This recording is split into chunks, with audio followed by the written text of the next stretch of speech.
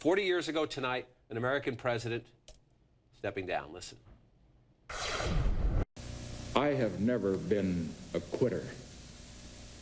To leave office before my term is completed is abhorrent to every instinct in my body. But as president, I must put the interests of America first. America needs a full-time president and a full-time Congress, particularly at this time with problems we face at home and abroad. Therefore, I shall resign the presidency effective at noon tomorrow. I'm the old guy at the table, so I have faint memories of this. My dad was not a Richard Nixon fan. I remember watching this. I was 10 years old watching with my dad. He was not a Richard Nixon fan.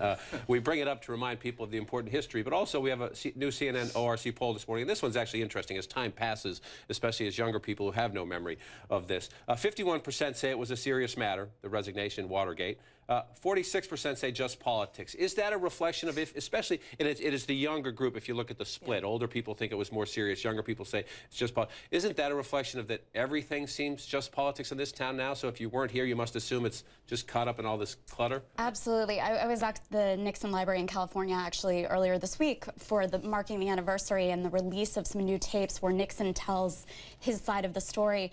And it was amazing just walking around. First of all, there was almost no one there to mark this anniversary, but there was such a generational split where the younger folks who were there were just learning all of this history for the first time and saying, you know, haven't other presidents done worse than Watergate? So just shrug it off. It's not that big a deal after all. and yet you had a scandal that forced the president of the United States to resign. Yes. And so that dramatically undermined trust in government. That was when you had this huge campaign finance revolution back in the day that people say we could use again now.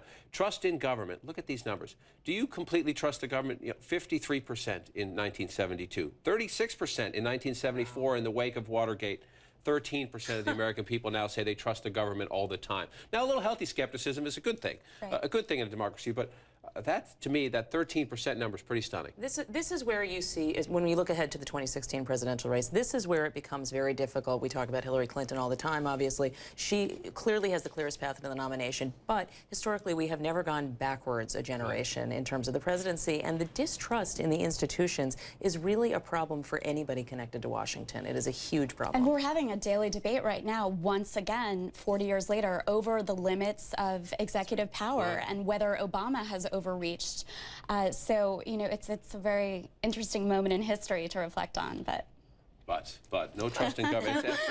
It's actually disgusting, and it's disruptive to have 13% of the American people have full trust in their government. That's sad. I'll just leave it at that. That's why no one's going to show up in November. That's probably right.